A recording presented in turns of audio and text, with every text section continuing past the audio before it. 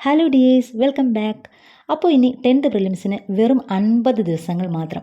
ഈ 50 ദിവസങ്ങൾ കൊണ്ട് 50 ഹോട്ട് ടോപ്പിക്ക് പഠിച്ച് നമുക്ക് ഈ പ്രിലിംസ് സെറ്റാക്കിയാലോ?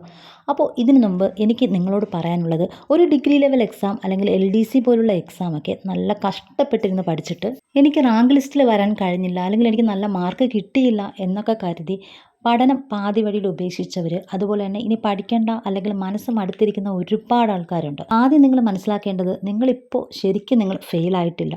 നിങ്ങളുടെ വിജയത്തിലേക്കുള്ള ആ ഒരു സമയം കുറച്ച് നീണ്ടുപോയെന്ന് മാത്രമേ ഉള്ളൂ. ലക്ഷക്കണക്കിന് പേര് എഴുതുന്ന ഒരു എക്സാം, അതിൽ നിങ്ങൾ ഒരു റാങ്ക് ലിസ്റ്റിൽ വന്നില്ല എന്ന് കരുതി അത് നിങ്ങളുടെ പരാജയമോ അല്ലെങ്കിൽ നിങ്ങളുടെ കഴിവില്ലായ്മയോ അല്ലെങ്കിൽ നിങ്ങൾക്ക് ബുദ്ധിയില്ലാത്തത് കൊണ്ടാണെന്ന് ഒരിക്കലും വിചാരിക്കരുത്. ഇപ്പോൾ ഏതൊരു ഗവൺമെൻറ് ഓഫീസിലും ജോലി ചെയ്യുന്ന ഒരു ഉദ്യോഗസ്ഥൻ എത്ര പ്രാവശ്യം തോറ്റിട്ടായിരിക്കാം ഈ ഒരു വിജയത്തിലേക്ക് എത്തിയത്? നിങ്ങൾക്ക് ഒരു ലക്ഷ്യമുണ്ടെങ്കിൽ നിങ്ങളുടെ ആ ലക്ഷ്യത്തിലേക്ക് എത്താൻ പറ്റുന്ന ഏറ്റവും എളുപ്പ വഴി നോക്കുന്നതിനേക്കാൾ ഏറ്റവും ഫലപ്രദമായിട്ടുള്ള വഴി നോക്കുക എന്നുള്ളതാണ്. നിങ്ങളിപ്പോൾ PSC പഠനം നിർത്താൻ പോകുന്നു എന്ന് കരുതിയാൽ നിങ്ങൾക്ക് നഷ്ടമാകുന്നത് ഉറക്കമുളച്ച് പഠിച്ച എത്ര ദിവസങ്ങളാണ്. ആ ദിവസങ്ങളൊക്കെ നഷ്ടമായി പോയെന്ന് ഒരിക്കൽ ചിന്തിക്കാനൊരു അവസരം നിങ്ങൾ ഉണ്ടാക്കരുത്. ഇപ്പോൾ വിജയിച്ചവരെല്ലാം ഒരു തവണയോ അല്ലെങ്കിൽ ഒരുപാട് തവണയോ പരാജയപ്പെട്ടവർ തന്നെയാണ്. നിങ്ങൾ ഒരുപാട് നാളായിട്ട് PSC എക്സാം എഴുതുന്നു, നിങ്ങൾ ഒരു ലിസ്റ്റിലും വരുന്നില്ല, അപ്പം നിങ്ങൾക്ക് ഇനി പഠിക്കണമെന്ന് തോന്നുന്നില്ല, ഇത്രയും വർഷങ്ങൾ വേസ്റ്റായിപ്പോയി, ഓരോരുത്തർ ചോദിക്കുന്നുണ്ട്. അപ്പോൾ നിങ്ങൾ വിചാരിക്കുകയാണ് ഇനി പഠിക്കുന്നില്ല, വേറെ വല്ല ജോലി നോക്കാം അല്ലെങ്കിൽ വേറെ എന്തെങ്കിലും നോക്കാം എന്നൊക്കെ പ്ലാൻ ചെയ്തിരിക്കുന്ന ഒരുപാട് ആൾക്കാരുണ്ടായിരിക്കും. അപ്പോൾ നിങ്ങൾ ചിന്തിക്കുക, നിങ്ങൾ ഈ ഒരു PSC എക്സാമിലേക്ക് അല്ലെങ്കിൽ PSC എന്ന് പറയുന്ന ആ ഒരു മേഖലയിലേക്ക് നിങ്ങൾ വന്നപ്പോൾ നിങ്ങൾക്ക് ഒന്നും അറിയുന്നുണ്ടായിരുന്നില്ല. അപ്പോൾ നിങ്ങൾ വെറും പൂജ്യത്തിൽ നിന്നാണ് വന്നത്. ഇതിൻ്റെ സിലബസ് എന്താണെന്നോ ഇതിൻ്റെ എക്സാം എങ്ങനെയാണെന്നോ ഇതിനെക്കുറിച്ചൊന്നും ഒരു ഗ്രാഹ്യവും നിങ്ങൾക്ക് ഉണ്ടായിരുന്നില്ല.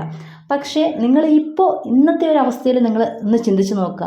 ആ പൂജ്യത്തിൽ നിന്നും നിങ്ങൾ ഇവിടം വരെ എത്തി. അതായത് നിങ്ങൾക്ക് ഇത് എങ്ങനെയാണ് എക്സാമിന് ക്വസ്റ്റ്യൻസ് വരുന്നത്, അല്ലെങ്കിൽ ഹിസ്റ്ററി ആയിക്കോട്ടെ, അല്ലെങ്കിൽ കോൺസ്റ്റിറ്റ്യൂഷൻ ആയിക്കോട്ടെ, അല്ലെങ്കിൽ ജോഗ്രഫി ആയിക്കോട്ടെ, കുറേയൊക്കെ ഏരിയാസ് നിങ്ങളുടെ മനസ്സിലുണ്ട്, നിങ്ങൾ പഠിച്ച് ഉറപ്പിച്ച് കഴിഞ്ഞതാണ്.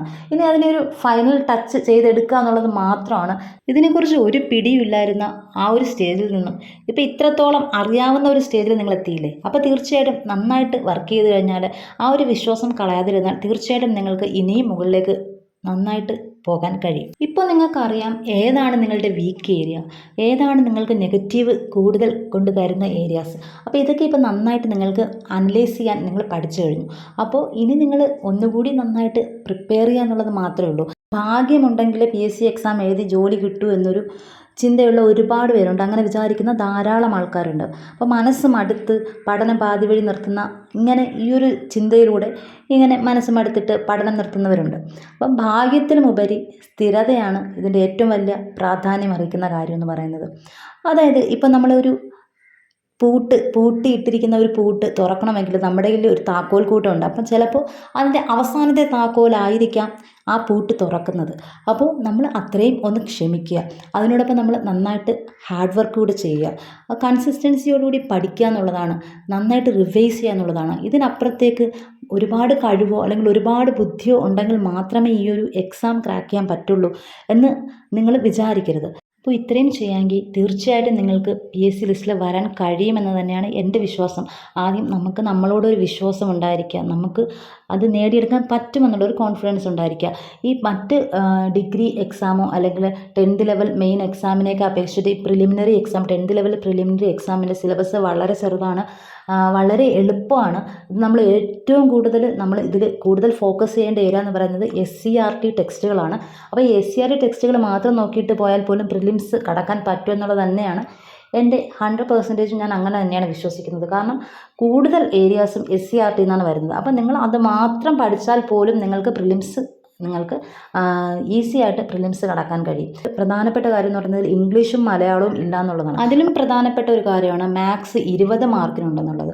അപ്പോൾ മാത്സ് നന്നായിട്ട് പഠിക്കുക, അതോടൊപ്പം സയൻസും നന്നായിട്ട് പഠിക്കുക. അപ്പം സയൻസും മാത്സും നന്നായിട്ട് സ്കോർ ചെയ്താൽ മാത്രമേ ഈ പ്രിലിംസ് കടക്കാൻ പറ്റുകയുള്ളൂ. ബാക്കി പൊതുവെ ഈ GK എല്ലാം ഏകദേശം എല്ലാവർക്കും ഇതുവരെയുള്ള എക്സാംസിനൊക്കെ പഠിച്ച് റിവൈസ് ചെയ്ത് ഏകദേശം നമുക്ക് ക്വസ്റ്റ്യൻ കണ്ടാൽ മനസ്സിലാവുന്ന രീതിയിലാണ്.